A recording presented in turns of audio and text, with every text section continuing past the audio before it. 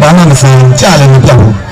ပြောစီးပွားရေးနော်တောင်းညံ့တယ်နော်ဘယ်လိုစီးပွားရေးချီနေမကောင်းကြတော့ကျွန်တော်တို့ပြီးခဲ့တဲ့ရွာမှာဆိုရင်ကျွန်တော်တို့တော်တယ်အနည်းဆုံး2 သိန်းလောက်ရတယ်ဟုတ်ပြီဒီရွာမှာကျွန်တော်တို့တလောက်မှမချင်ရွာကြီးတိတ်ခါကြတယ်ကြာမဟုတ်ဘူးအဲ့ဒါကျွန်တော်တို့ဆုလို့ဒီလိုပြောတဲ့စကားမဟုတ်ဘူးဒါပြီးအခုခန္ဓာတာယာဝတီပြီးကျွန်တော်တို့ဘက်မှာ30တို့ဘာလို့ဘက်မှာတွားဆူရမှာဟုတ်တယ်တွားကမှာအဲ့ဒါကကြတော့ဟဲ့နင်တို့တာယာဝတီကကြတော့စုဝင်ဟုတ်ကဲ့ဒါဟုတ်ကဲ့လို့ပြောတော့ဘုကတာယာဝတီဆိုနေမဲဆောင်မျိုးလုပ်နေတာလေဟုတ်ကဲ့နင်တို့ဟုတ်ကဲ့မှာဆိုတော့စုဝင်ဘယ်လောက်ရလဲလို့မေးလိုက်ရင်ကျွန်တော်တို့ဘယ်လိုပြောရမလဲဟုတ်တယ်မလားဆိုတော့တရားမမရဘူးလို့ပြောရင်လေ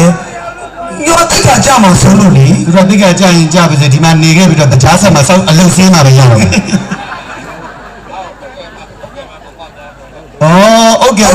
မမများအဖေကကျွန်တော်တို့ KB ကိုရဲလို့စစ်ဆောင်တွေတက်သိန်းဟုတ်ကဲ့လား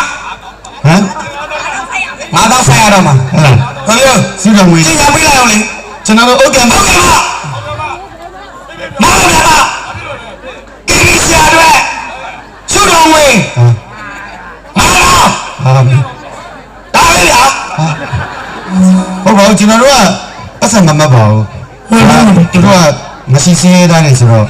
ဒါလေးဆိုမှဒါလေးစားရမှာလေကျွန်တော် easy ပဲလောက no problem နဲ့နောက်ပွဲမခေါ်ရင်နင်းတော့ no fine off okay fine man